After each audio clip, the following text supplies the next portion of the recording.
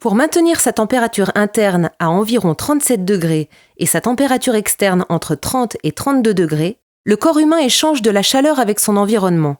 Dans cet échange, les vêtements jouent le rôle d'isolant et l'habillement est donc un élément déterminant pour le confort. Les échanges thermiques entre l'air ambiant et le corps humain dépendent principalement de la température, de la vitesse de l'air, mais aussi de son taux d'humidité. Si les échanges thermiques sont trop brusques ou mal répartis, ils sont source d'inconfort. Pour diminuer la sensation provoquée par le rayonnement du corps vers les parois froides, il est nécessaire de diminuer la différence entre la température de l'air et la température des parois. Des vitrages performants et de taille adaptée et une bonne isolation thermique de toutes les parois opaques permettent d'améliorer significativement la sensation de confort. De même, le recours à des émetteurs de chaleur à basse température, de surface la plus importante possible et positionnée au plus près des parois froides, limite les différences de température qui sont source d'inconfort et de surconsommation.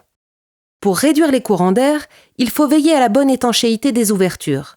L'état des joints au niveau des menuiseries et le recours à des portes ou trappes étanches sont déterminants.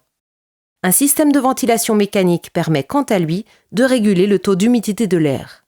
Pour réduire les échanges thermiques par contact, la mise en œuvre de revêtements de sol adaptés à l'usage des pièces, comme une moquette plutôt que du carrelage dans la chambre, est préconisée. Dans un bâtiment chauffé, la température ressentie par les occupants est la moyenne entre la température de l'air et la température des parois.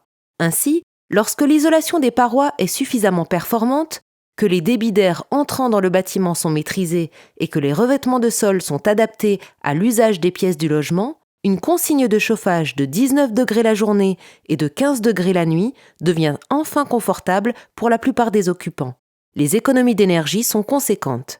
En été, il est nécessaire de limiter au maximum la climatisation et de limiter les surchauffes par des moyens passifs comme les protections solaires extérieures et une forte inertie associée à une ventilation nocturne. Là aussi, confort et économie d'énergie vont de pair.